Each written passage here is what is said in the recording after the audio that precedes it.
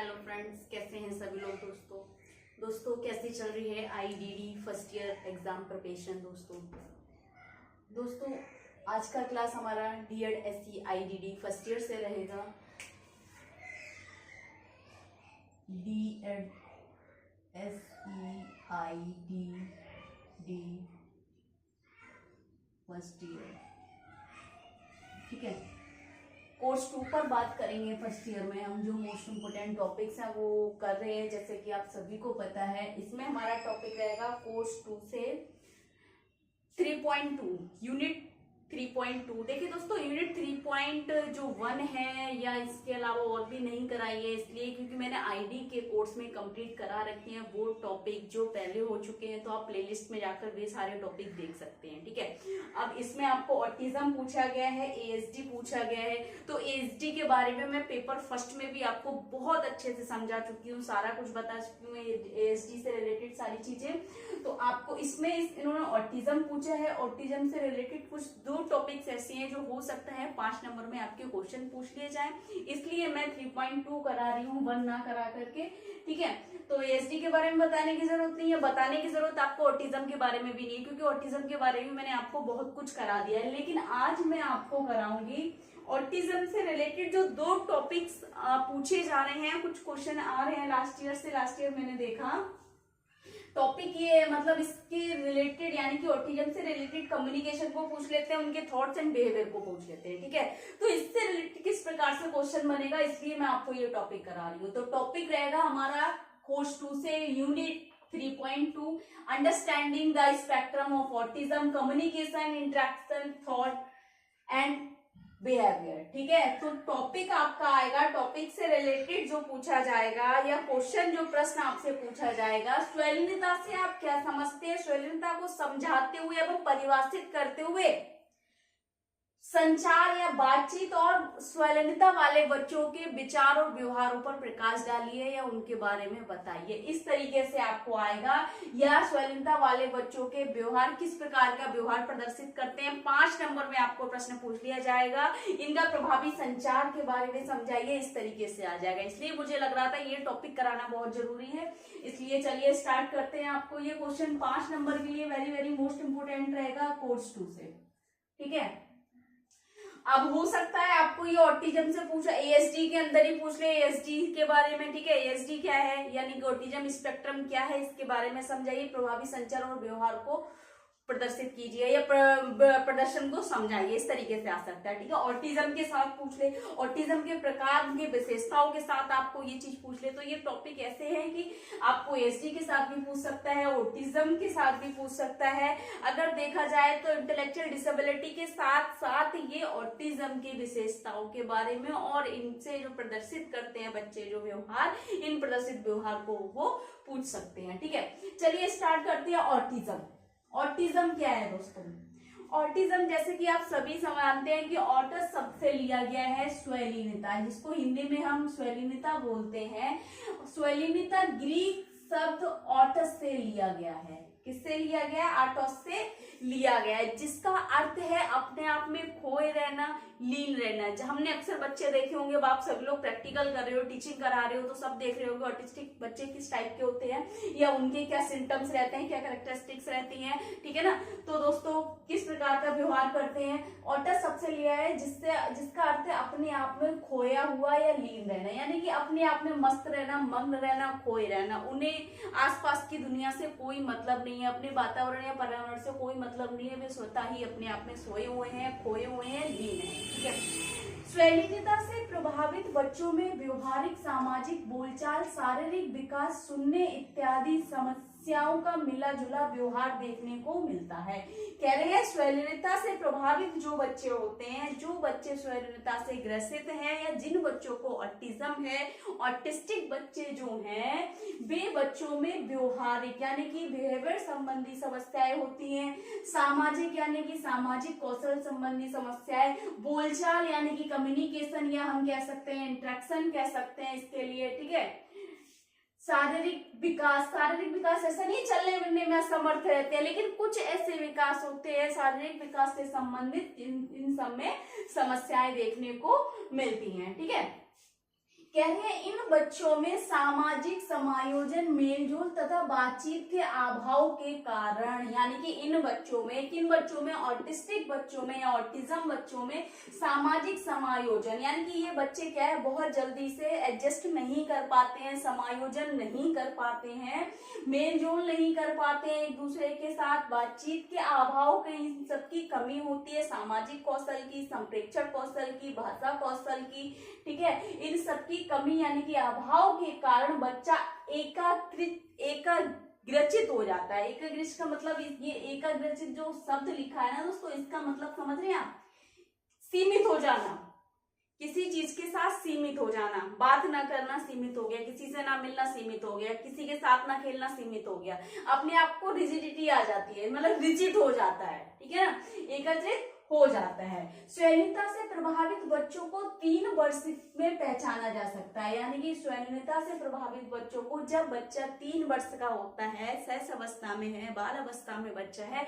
जब बच्चा 3 वर्ष का होता है, धीरे धीरे उसके जो डेवलपमेंट होते हैं, हमें कहीं ना कहीं उसके डेवलपमेंट बिहेवियर में हमें पता चल जाता है कि इस बच्चे के डेवलपमेंट नॉर्मल नहीं है और ये ऑटिस्टिक बच्चों के सिम्टम्स हैं, ठीक है। तो 3 वर्ष में इस बच्चे को या इन बच्चों के सिम्टम्स को आइडेंटिफाई किया जा सकता है। स्वैनिकता मस्तिष्क के विकास के दौरान होने वाला विकार है। स्वैनिकता क्या है, ऑटिज्म क्या है, जब हमारा माइंड डेवलप होता है, ठीक है, मेंटली हम डेवलप होते हैं, बच्चा जब डेवलप होता है मेंटली रूप से, मानसिक रूप से जब उसका विकास हो रहा है बच्चे का, उसके ड्यूरेशन क्या होगा, उसमें किसी प्रकार का कोई डिसऑर्डर है जिसे ऑटिज्म कहा गया है, होने वाला विकार या डिसऑर्डर है, ठीक है, जो व्यक्ति के सामाजिक व्यवहार को और संपर्क को प्रभावित करता है, यानी कि एक ऐसा डिसऑर्डर है जो व्यक्ति के सामाजिक व्यवहार को क्या करता है, प्रभावित करता है, जिसे आत्मविमोह या स्वयंपरायणता भी कहते हैं। बहुत ध्यान रखना, आपको ऑब्जेक्टिव टाइप क्वेश्चन में ये स्वयंपरायणता अगर आपको दिखा हुआ मिल गया तो आप ऐसा ना हो कि हमने स्वयंलिंगता पढ़ा है, स्वयंपरायणता का मतलब क्या है, आपको हिंदी शब्द इसके स्वयंपरायणता हो गया, ठीक है, लीन रहना हो गया, आपका आत्मविमोह हो गया, और आत्म केंद्रित भी बोलते हैं, ऑटिज्म को हिंदी में आत्म केंद्रित भी बोलते हैं, स्वैलीनता भी बोलते हैं, आत्मविमोह भी बोलते हैं और स्वयंपरायणता भी कहते हैं। इससे प्रभावित व्यक्ति सीमित और दोहरावयुक्त व्यवहार करता है। ऑटिस्टिक बच्चे जो हैं सीमित व्यवहार करते हैं और दोहरावयुक्त व्यवहार करते हैं, ठीक है। अब बात आती है किसमें, संचार और बातचीत, यानी कि कम्युनिकेशन एंड इंटरेक्शन की, यानी कि किस तरीके से ये किसी के साथ गेट टुगेदर करते हैं, नहीं करते हैं, हम कह सकते हैं सामाजिक संचार कर पाते हैं, नहीं कर पाते हैं, इस पर बात करते हैं। तो संचार और बातचीत, यानी कि ऑटिस्टिक बच्चों से संबंधित संचार और बातचीत किस प्रकार से रहता है, या किस प्रकार के हमें व्यवहार या कौशल देखने को मिलते हैं इन बच्चों में, किस प्रकार का व्यवहार प्रदर्शित करते हैं। तो संचार से संबंधित कुछ विशेषताएं देखिए। सबसे पहला कह रहे हैं दूसरों की बातों को सुनना या जवाब ना देना और ध्यान ना देना। दूसरों की बातों को सुनकर, यानी कि कोई व्यक्ति उस बच्चे को आवाज दे रहा है, ऑटिस्टिक बच्चे को या व्यक्ति को आवाज दे रहा है, तो वह दूसरों की बातें सुनकर, यानी कि वहां उसके कानों तक आवाज पहुंची है, उसने सुना है, लेकिन उस पर कोई भी अंतःक्रिया या रिएक्शन एक्शन नहीं होता है, नहीं सुनना, जवाब ना देना या उस पर ध्यान ना देना, ठीक है। दूसरा कह रहे हैं दूसरे व्यक्ति के साथ आंखों से समन्वय ना करना, यानी कि ये आई कांटेक्ट करने से बहुत कतराते हैं, बहुत कठिनाई महसूस करते हैं। जब हम कोई 2 व्यक्ति बात करते हैं तो आई कांटेक्ट करके हम बात करते हैं, ठीक है ना, लेकिन ऑटिस्टिक बच्चे क्या होते हैं, एक दूसरे के साथ आई कांटेक्ट नहीं कर पाते, इसलिए परफेक्ट कम्युनिकेशन नहीं कर पाते हैं ये, ठीक है। नेक्स्ट कह रहे हैं भाषण में देरी, शब्द वाक्यांशों को बार बार दोहराना। देखिए दोस्तों, ऑटिस्टिक बच्चे जो होते हैं, ये बच्चे क्या करते हैं, किसी एक वर्ड को अगर इन्होंने लर्न कर लिया तो बार बार उस वर्ड को दोहराते रहेंगे, किसी एक कोई सेंटेंस याद कर लिया उसको बार बार बोलते रहेंगे। लेकिन कुछ कुछ बच्चों में एक डिसऑर्डर भी है, ठीक है ना, एक टाइप है इसका कम्युनिकेशन का। अगर हम बात करें, इकोलेलिया आपने सुना होगा। इकोलेलिया क्या है, जिसमें क्या है कि बच्चा बार बार शब्दों की पुनरावृत्ति करता है, बार बार उसी शब्द या सेंटेंस को दोहराता है, ठीक है, रिपीटेड बिहेवियर करता है। नेक्स्ट कह रहे हैं किसी व्यक्ति के सामने अपनी बात रखने या कहने में कठिनाई महसूस करना। ऑटिस्टिक बच्चे क्या है, किसी भी व्यक्ति के सामने अपनी बातों को नहीं रख पाते हैं, नहीं कह पाते हैं, उनसे डरते हैं और कठिनाई महसूस करते हैं। नेक्स्ट है सीमित लोगों के साथ बातचीत करना, उनकी बातें सुनना। इन बच्चों में रिजिडिटी बहुत होती है, हर चीज में रिजिड होते हैं, बिहेवियर में रिजिड होते हैं, कम्युनिकेशन में रिजिड होते हैं, स्किल्स में रिजिड होते हैं, ठीक है ना, और बहुत सारी एक्टिविटी में रिजिड होते हैं, मटेरियल के साथ रिजिड होते हैं, कोई प्लेस के साथ रिजिड होते हैं, पर्सन के साथ बहुत रिजिड होते हैं। मतलब कोई एक इनका पसंदीदा जो होगा उसी के साथ रहना पसंद करेंगे, खेलना पसंद करेंगे, बुक पढ़ना पसंद करेंगे, वही एक्टिविटी करना पसंद करेंगे, एक ही जगह रहना पसंद करेंगे, किसी एक वस्तु के साथ खेलना पसंद करेंगे। तो इनके साथ क्या होता है, बहुत ज्यादा रिजिडिटी रहती है। नेक्स्ट कह रहे हैं असामान्य स्वयं या लय के साथ बोलना, स्वर के साथ, सॉरी यहाँ पर स्वर होगा, ये असामान्य स्वर या लय के साथ बोलना, फ्लुएंसी में बोलते चले जाना है किसी भी सेंटेंस को गाते हुए। नेक्स्ट कह रहे हैं सरल प्रश्नों या निर्देशों को समझने में कठिनाई। ये बच्चे बहुत जल्दी से सरल प्रश्न या सरल निर्देश नहीं समझ पाते और इन टेक्स्ट को फॉलो नहीं कर पाते, क्योंकि ये कंसंट्रेट करने में कठिनाई महसूस करते हैं या ध्यान के अभाव के कारण ये इस कार्य को नहीं कर पाते। नेक्स्ट कह रहे हैं अपनी भावनाओं को व्यक्त ना करना, दूसरों की भावनाओं से अनजान रहना, संकेतों को पहचानने में कठिनाई महसूस करना। यहाँ पर देखिए अपनी भावनाओं को व्यक्त ना करना, यानी कि इनकी जो फीलिंग्स है वे अपनी फीलिंग्स नहीं कह पाते हैं और दूसरे की भावनाओं को समझ नहीं पाते हैं। दूसरा व्यक्ति अगर कुछ कहना चाह रहा है, कुछ परेशान है, उसे हेल्प चाहिए, या कुछ कोई रो रहा है, कोई हंस रहा है, तो दूसरे की फीलिंग्स को ना समझ पाते हैं, ना अपनी फीलिंग्स ये समझा पाते हैं। संकेतों के पहचानने में कठिनाई, इन बच्चों को संकेतों को पहचानने में कठिनाई होती है और ना ही उनको फॉलो कर पाते हैं। शरीर की मुद्रा या आवाज के स्वर की व्याख्या करने में कठिनाई, यानी कि शरीर, जैसे कि हम कभी कभी इशारे करते हैं ना, मतलब किसी चीज का एक हमारा इशारा होता है, बॉडी लैंग्वेज होती है, कहते हैं ना बॉडी लैंग्वेज उसकी, तो बॉडी लैंग्वेज से हमें मिर्ची लगती है, बॉडी लैंग्वेज हमारा फेशियल एक्सप्रेशन होते हैं, तो उन चीजों को ये कैच नहीं कर पाते हैं या उन चीजों को समझ नहीं पाते हैं। तो ये तो हमारे संचार और बातचीत की कुछ विशेषताएं या व्यवहार थे जो हमें देखने को मिलते हैं। अब आता है विचार और व्यवहार, किस प्रकार के व्यवहार प्रदर्शित ये करते हैं। जैसे सबसे पहला कह रहे हैं शरीर के अंगों को हिलाना, दोहराए जाने वाले आंदोलनों को करना। जैसे इन बच्चों में हाइपर सेंसिटिव, हाइपोसेंसिटिव जैसी कंडीशन रहती है, संवेदी एकीकरण जैसी समस्याएं पाई जाती हैं ऑटिस्टिक बच्चों में, सभी जानते हैं। तो उस कारण ये बच्चे क्या है, अपने शरीर के किसी एक अंग को लगातार या बार बार हिलाते रहना, झटकते रहना, पटकते रहना, कूदते रहना, उछालते रहना या उछलते रहना, इस तरीके के व्यवहार प्रदर्शित करते हैं। ऐसी गतिविधियां करना जो स्वयं और दूसरों को हानिकारक हो, ऐसी गतिविधियां यानी कि ऐसी कार्य करना, ऐसी गतिविधि करना, ऐसा व्यवहार करना जो स्वयं के लिए भी हानिकारक हो, दूसरे के लिए भी हो, या जो सामाजिक रूप से अप्रोप्रिएट ना हो, ठीक है ना, या जो उम्र के अनुसार ना हो, सामाजिक रूप से स्वीकृत ना हो, अवांछनीय व्यवहार करना, दूसरों को मारना, धक्का देना, ठीक है, चोट मारना, दूसरों को हार्म पहुंचाना किसी प्रकार से, तो ऐसा व्यवहार करना जो स्वयं के लिए भी घातक हो और दूसरों के लिए भी। नेक्स्ट कह रहे हैं असामाजिक व्यवहार प्रदर्शित करना जो अवांछनीय हो, सेम यही है।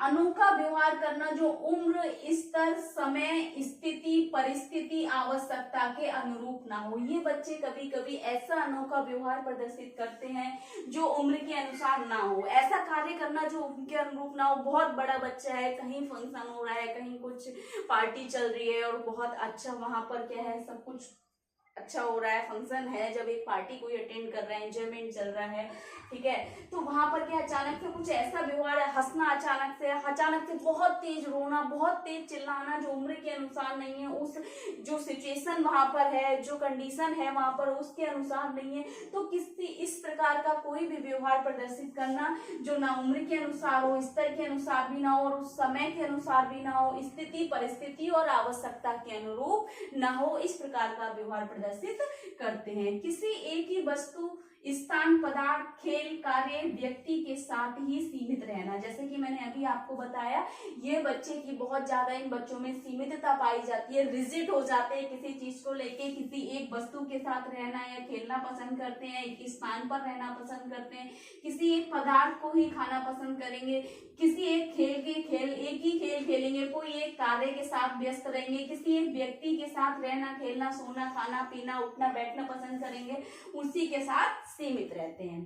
प्रकाश, ध्वनि या स्पर्श के प्रति असामान्य रूप से संवेदनशील होना, बहुत ज्यादा सेंसिटिव होना, अति क्रियाशीलता होना, जिसे कहते हैं हाइपर सेंसिटिव या हाइपर सेंसिटिव। ठीक है, तो उसमें क्या है, यानी कि बहुत ज्यादा रोशनी देखकर उछलना, बहुत ज्यादा सेंसिटिव हो जाना, एकदम से बहुत ज्यादा उसकी तरफ अट्रैक्ट होना, कोई बहुत तेज अगर आवाज सुनाई दे रही है तो उस आवाज को सुनकर बहुत ज्यादा रिएक्शन करना, अगर कोई टच उसको ऐसा हो गया, टच उसको ऐसा मिल गया जो हाइपो है, हाइपो सेंसिटिव, उसकी नीड फुलफिल हो रही है उससे या नहीं हो रही है, तो उस प्रकार से असामान्य रूप से व्यवहार प्रदर्शित करते हैं संवेदनशील।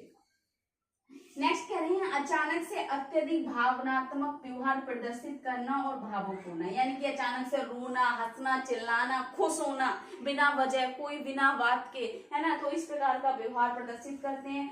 फिर है जिद करना, बात ना मानना, मन ना बदलना, समझौता ना करना, यानी कि इन बच्चों में क्या है, जिद करना बहुत होती है, किसी एक जिद या हट कर जाते हैं, नहीं मुझे ये करना है, ये खाना है, ये खेलना है, यहाँ जाना है, नहीं जाना है, तो जिद बहुत ज्यादा रहती है, जिद्दी बहुत होते हैं, बात नहीं मानते हैं, और क्या है, ये अपना मन जल्दी से नहीं बदलते हैं। ठीक है ना, और किसी चीज के साथ या कार्य, व्यक्ति, वस्तु, स्थान के साथ समझौता नहीं करते हैं।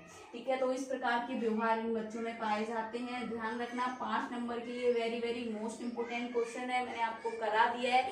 एएसडी के साथ भी अगर आप इससे रिलेटेड करेंगे तो आप समझ लीजिए आपको ऑटिज्म एएसडी पूरा कंप्लीट हो चुका है। ये टॉपिक, इस टॉपिक में कुछ नहीं बचा है ऑटिज्म से रिलेटेड, जो आपका यूनिट 2 में पूछा गया है ऑटिज्म के बारे में, सॉरी यूनिट 3 में जो पूछा गया है कोर्स 2 का, तो कोर्स फर्स्ट में मैंने ऑटिज्म और एएसडी की जो क्लासेस की आप उसको देख सकते हैं, और ऑटिज्म के बारे में मैंने इसमें भी आपको बता दिया है, और जो कुछ बचा हुआ था इसमें बता दिया, टाइप्स मैंने उसमें बताए हैं, उसके ठीक है कैरेक्टरिस्टिक्स उसमें बताइए। मुझे नहीं लगता आपका यूनिट 3 का जो ऑटिज्म से या एएसडी से रिलेटेड है वो कुछ रह रहा है। ठीक है, सब कुछ हो चुका है, और बाकी जो टॉपिक बचे हुए हैं बहुत जल्दी ही कराने वाले हैं। इसके अलावा अगर आपको कुछ समझ नहीं आ रहा है, कुछ डाउट लग रहा है, पूछना है, तो कमेंट बॉक्स में आके कमेंट करें, ज्यादा से ज्यादा वीडियो लाइक करें, चैनल को सब्सक्राइब करें, बेल आइकन को प्रेस करें, ताकि नेक्स्ट आने वाली क्लास आप तक पहुंचती रहे दोस्तों।